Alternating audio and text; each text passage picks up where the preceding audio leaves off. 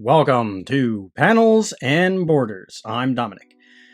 By this time, most of you will have heard of the passing of actor Rutger Hauer.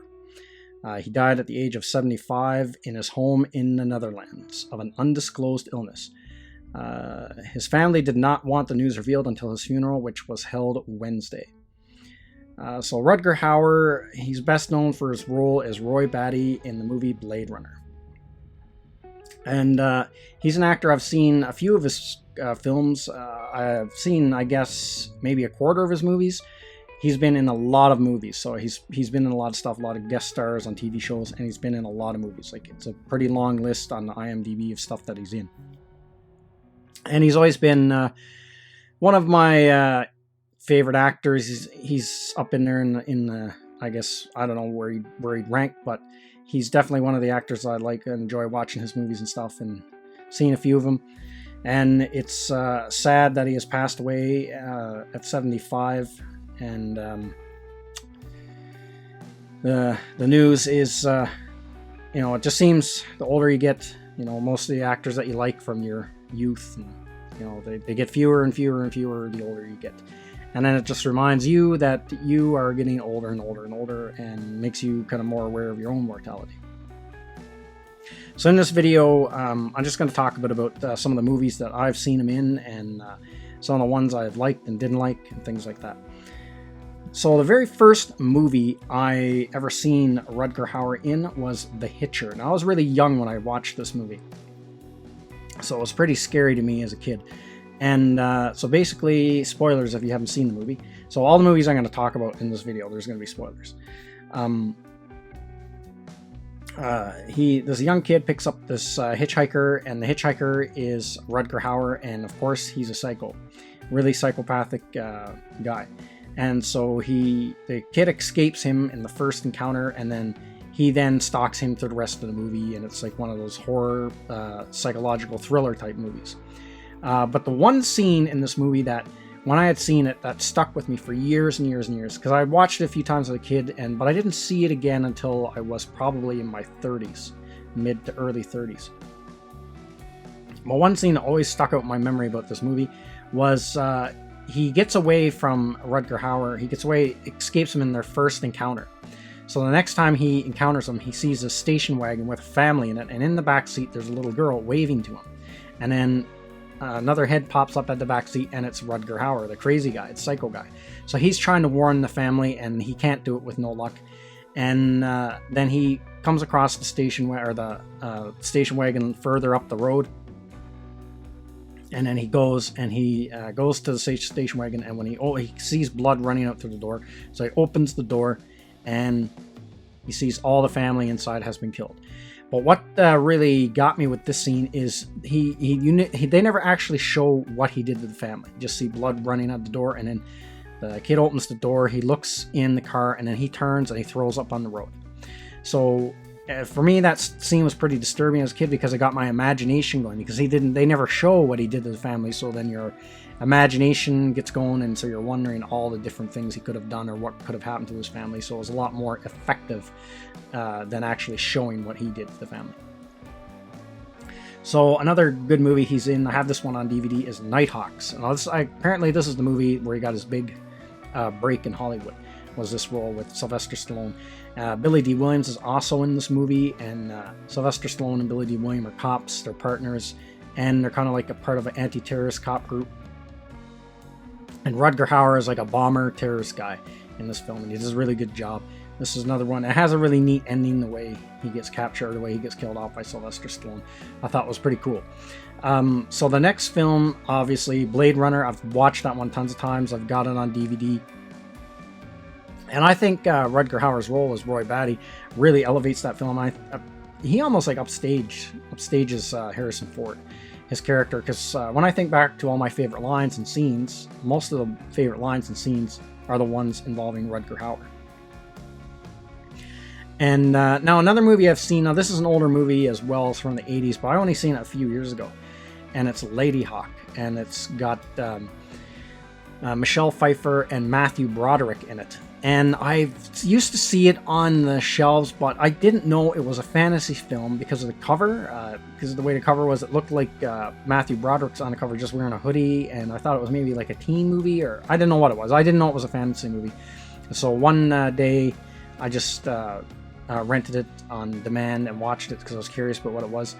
And it's an odd fantasy film. And the gist of the film is Rutger Hauer and Michelle Pfeiffer are in love. They're lovers, but they've been given a curse. So Rutger Hauer at night turns into a wolf, and Michelle Pfeiffer at day turns into a hawk. So they're cursed. They're always together but apart. And then Matthew Broderick plays a French thief, and him being in the movie really throws the film off. He's a really odd casting. And the other thing about the movie, it has the soundtrack. Actually, I like the soundtrack. Soundtrack is good, but it doesn't match the movie it's going with. It was really strange. So some of the other movies I've seen him in is Wanted, Dead or Alive. This one I think came out in '89, and it was kind of like your run-of-the-mill '80s, '90s action movie.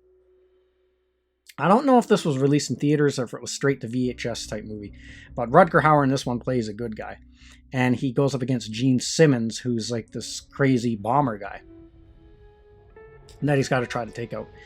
But it wasn't a bad. It was kind of like it wasn't a bad action movie. It was like okay. Now the other movie, Blind Fury. Now this one I picked up cheap somewhere. I can't even remember where on DVD. Brought it home, watched it. It's horrible. No way around it. It's really super cheesy. It's like a comedy, but it's really cheesy. And Rutger Hauer plays a blind swordsman, and he teams up with this kid. And it's bad. Now another movie. Now this one, the Osterman Weekend. Now this one, I found this one at Walmart. I don't really find this happens anymore at Walmart, but I used to find at Walmart, I used to find these really odd movies, rare movies I couldn't find anywhere else. These really strange movies would pop up at Walmart for cheap, and the Osterman Weekend was one of them.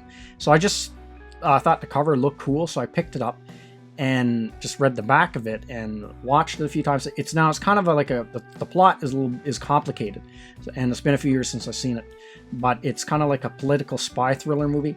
And Rutger Hauer is a journalist who investigated these Soviet spies who kind of defected during the Cold War. John Hurt is in it. Meg Foster is in it. There's quite a few. There's actually quite a few big name actors in this movie, and it's a pretty good, interesting film, pretty unique film. I really like that one.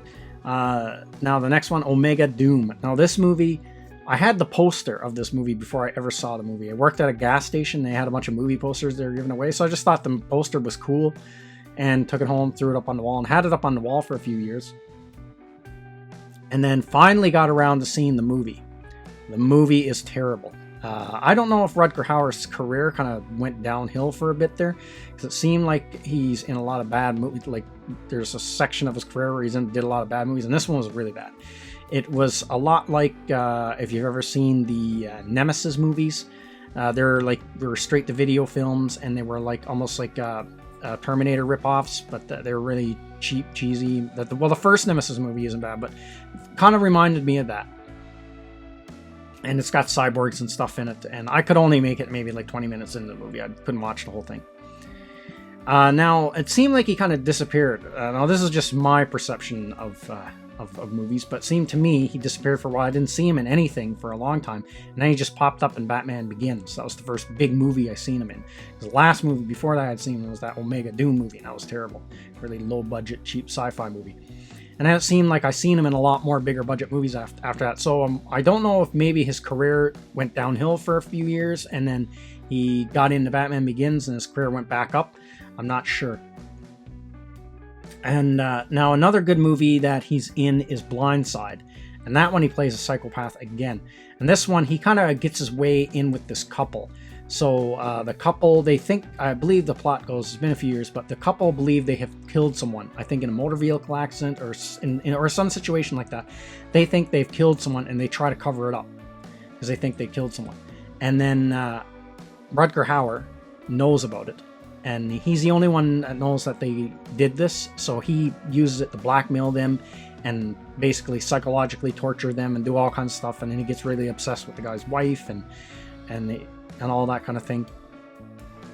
And so the kind of the twist of the movie is, spoilers if you haven't seen the movie, the cool twist of the movie is the couple never killed the guy at all, and it turned out it was actually Rutger Hauer killed the person, and kind of framed them to make it think they did it, and then used it to blackmail and stalk them. Now this other movie, The Blood of Heroes, this is a movie I'm not sure if I've seen the whole thing or not. They used to rerun this a lot on TBS back in like the 90s, I think I've seen this. And I'm not sure if I only seen parts of it or I watched the whole thing. But from what I can remember, it's some kind of weird post-apocalyptic movie where they fight in like almost like these gladiatorial fights, Rutger Hauer and Joan Chen. But I can't really remember enough to say if it was good or if it was bad. And now the very last movie that I've seen Rutger Hauer in was Valerian, which I thought was an okay movie, but I was kind of hoping that it would have done better, so we'd get more movies like this, like big budget sci-fi movies that aren't Star Trek, Star Wars, or Marvel. But it didn't. I guess it didn't do well over here. I did good over in Europe, but not over here in the West, or over in Canada and the United States and stuff. So yeah. So I guess the last few things I'm going to say about Rutger Hauer is, as far as his acting goes. As far as acting goes, I always liked him playing someone a psychopath guy a lot more than him playing a hero. I always found he did a better job at that. Well, he did a good job playing a good guy too, but I always preferred him as a psychopath because he did such a good job at playing psycho characters and playing bad guys. Like the psycho he played in Hitcher and in Roy Batty, and then in that other movie, Blind Side. He always did such a good job at that. I always preferred him at that.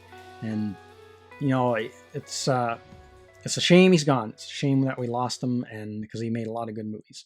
And I'm sure after hearing this news, I'll probably try to find some more of his films I haven't seen, pick through his IMDb and see what's there, and watch a few more films of him that I haven't seen yet. So that's everything I got to say in this video. Let me know what you think in the comments section, and I will see you at the next one.